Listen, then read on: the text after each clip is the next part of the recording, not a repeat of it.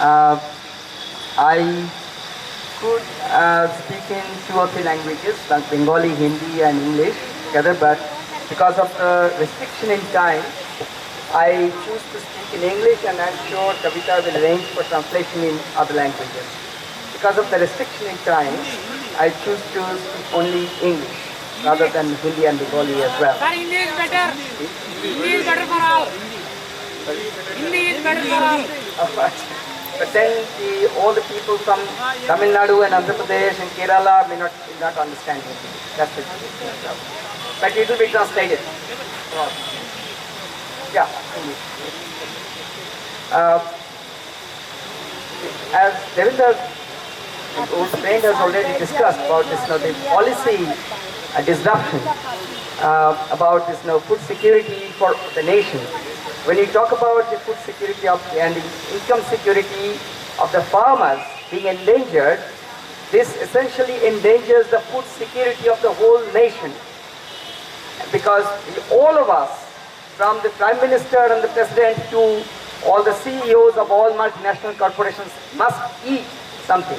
And none of the foods, despite all the advancement of science and technology, has not yet been possible to get manufactured in any factory. It has to come from the trees, from biological things.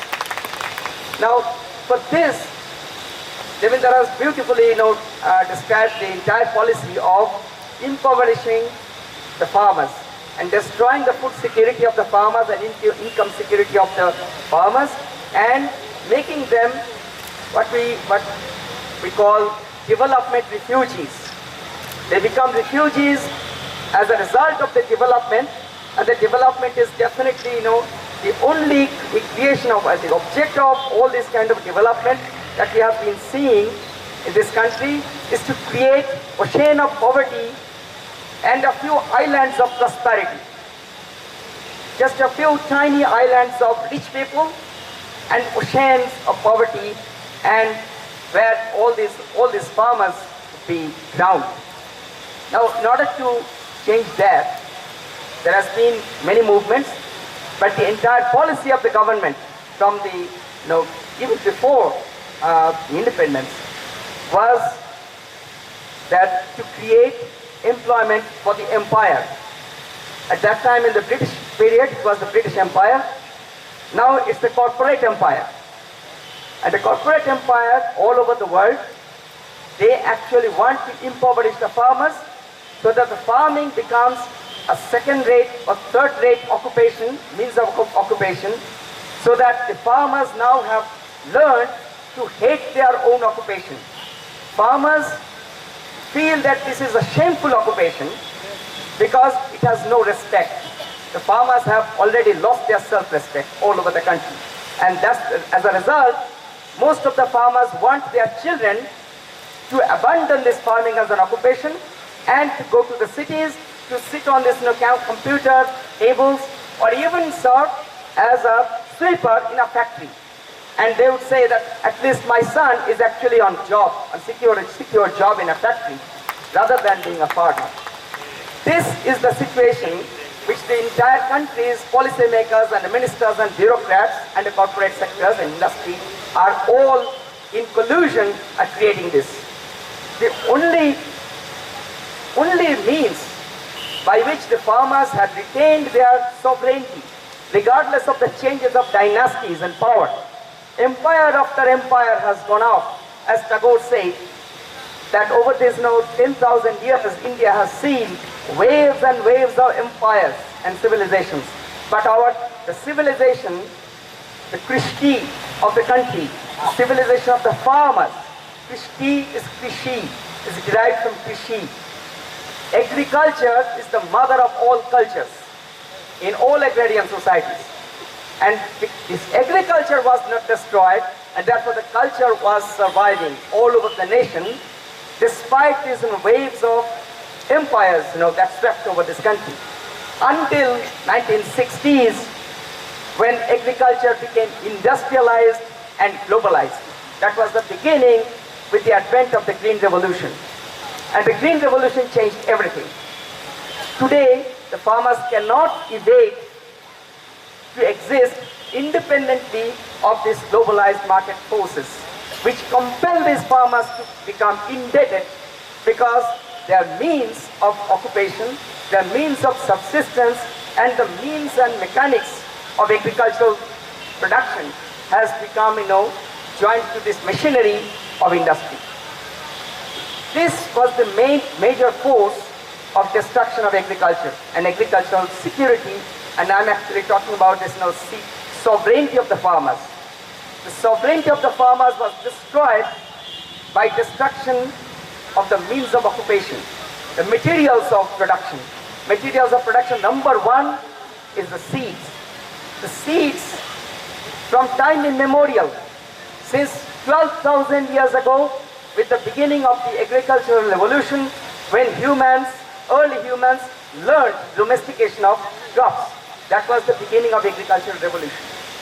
From that time onwards until 1960s, that is the advent of the Green Revolution, all the seeds were the property and ownership and sovereignty rights of all the farmers all over the world. With the advent of the Green Revolution, it became the property, ownership, proprietary ownership of seed companies. That was the beginning. And today, in India, Ravinda has already written about in detail about this, that all seed companies, all the seed manufacturers and sellers of the company are now owned largely by Monsanto and Syngenta. Monsanto owns every single seed company in the country, whether it's Sunseed or Mexico or Surya Seed, and you name it, in any state. Everywhere it's owned by Monsanto. Monsanto takes a share of most of this. As a result, the farmers do not own their seeds. First, it was actually snatched away by the government with the Green Revolution. All the seeds were replaced with a handful of high-yielding varieties and hybrid varieties, beginning with Daichung and IRA. Now this market is now flooded with many of these, this generation, second generation and third generations of high-yielding varieties. And now it is further replaced with genetically modified seeds and further hybrids manufactured by corporations, not necessarily by only the public-centered, IARI or CRRI or the government institutions. It's all by corporate sector. And now it's not just wheat or rice, but every imaginable crops, including banana and mustard and potato and cotton, food and non-food, all of these. So the seeds has been, the right to seeds, right to own seeds and cultivate the seeds of one's own choice has been destroyed by the corporatocracy. Once you have the seeds rights, seed sovereignty destroyed, the farmers have no option but to become slave to the corporate sector, because they are enslaved by the snares of this corporate sector. You have to buy the seeds every 2 years. If it, in the case of hybrid seeds, every year you have to buy.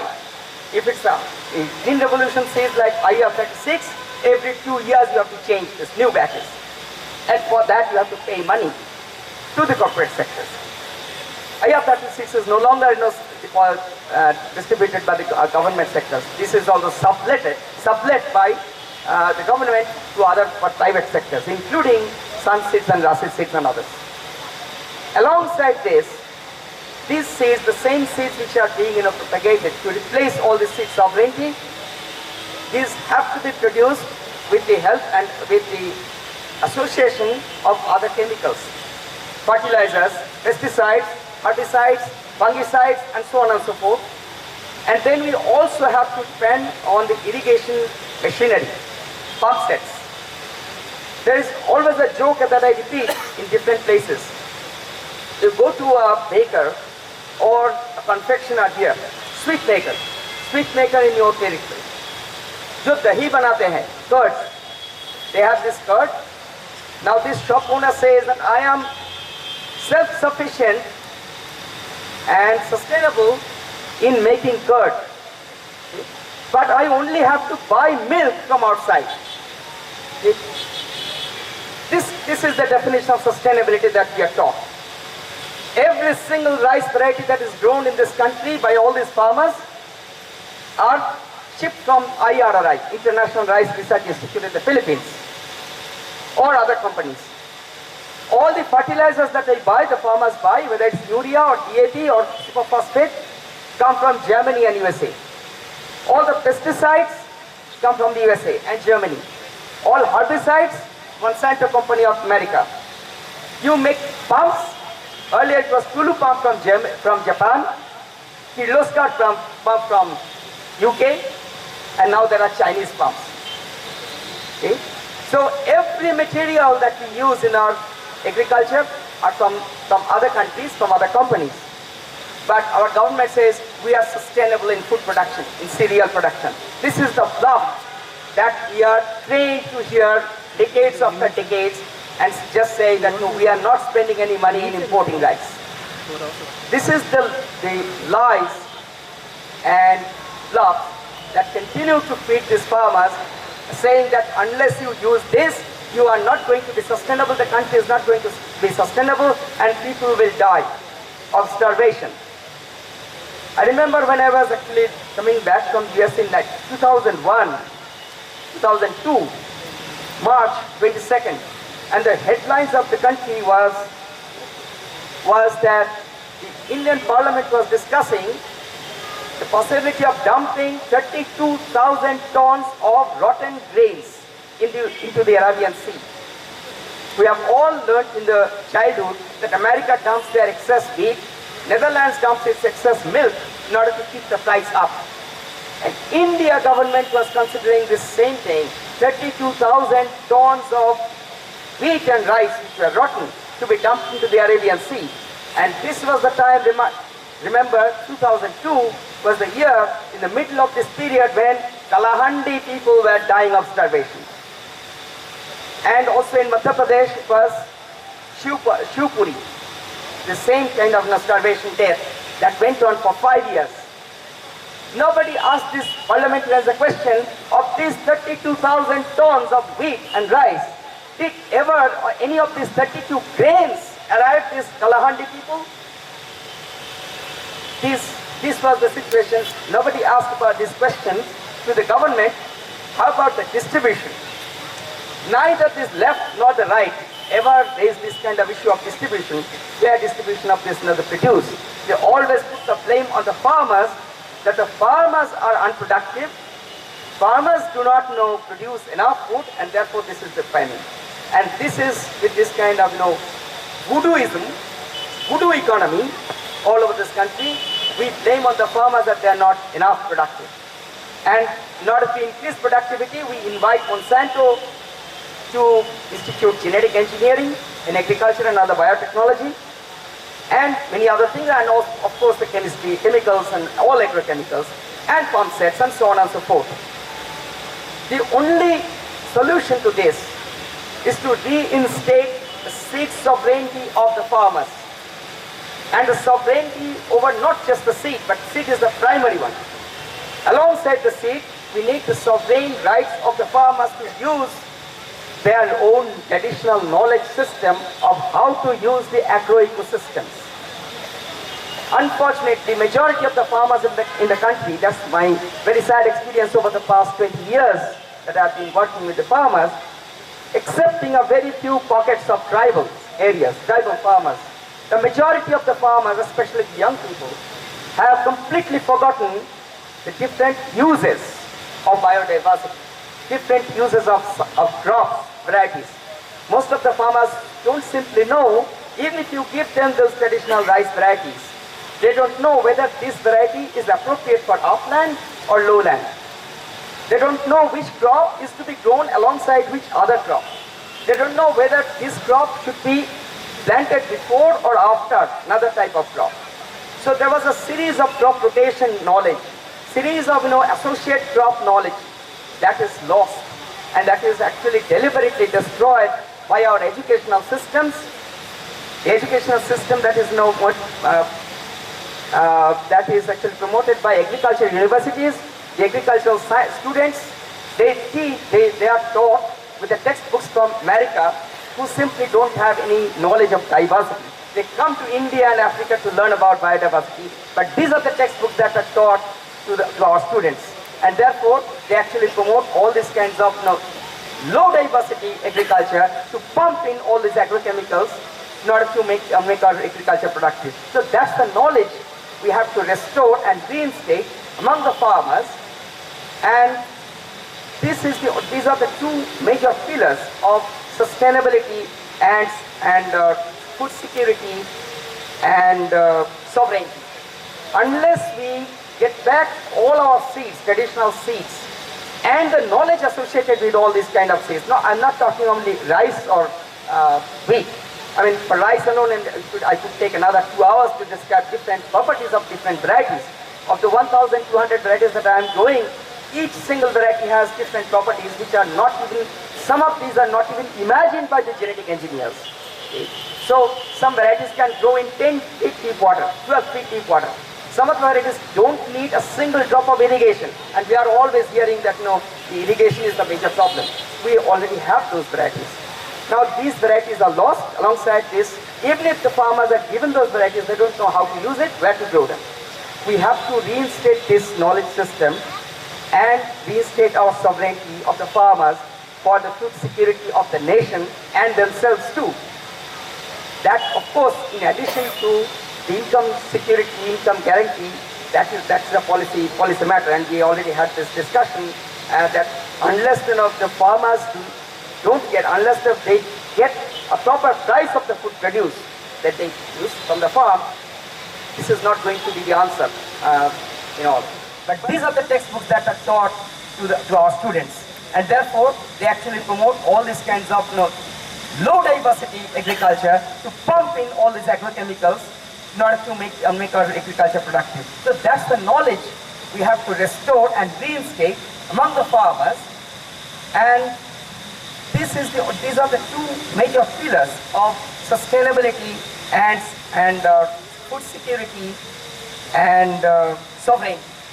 Unless we get back all our seeds, traditional seeds, and the knowledge associated with all these kind of seeds. No, I'm not talking only rice or wheat. I mean, for rice alone, and I could take another 2 hours to describe different properties of different varieties. Of the 1,200 varieties that I am growing, each single variety has different properties which are not even, some of these are not even imagined by the genetic engineers. Okay. So, some varieties can grow in 10 feet deep water, 12 feet deep water. Some of the varieties don't need a single drop of irrigation, and we are always hearing that the irrigation is the major problem. We already have those varieties. Now these varieties are lost. Alongside this, even if the farmers are given those varieties, they don't know how to use it, where to grow them. We have to reinstate this knowledge system and reinstate our sovereignty of the farmers for the food security of the nation and themselves too.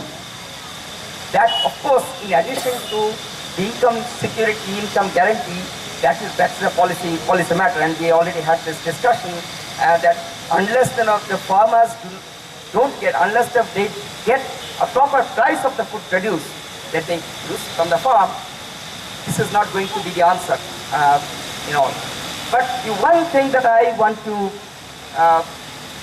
make here, and before ending this, is that regardless of the policy of the government, whether it is genetic engineering policy or biotechnology policy or organic policy, if individual farmers themselves retain their right and sovereignty of decision making, that I take the decision of making these 10 varieties of rice or 5 varieties of millets, and these are the vegetables that I will definitely use without buying any of these seeds from the market, from the corporate sector or government.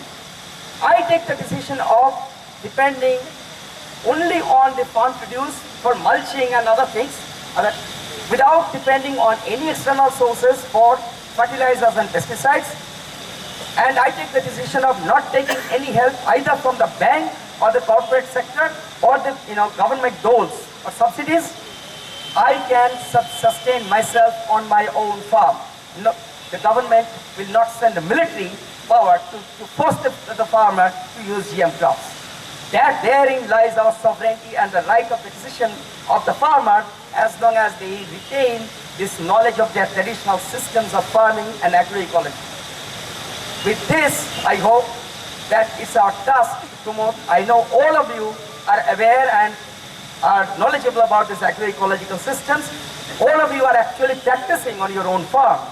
So it's not that now I'm not going to teach which part to have to be, which type of crop to be grown in which type of farms.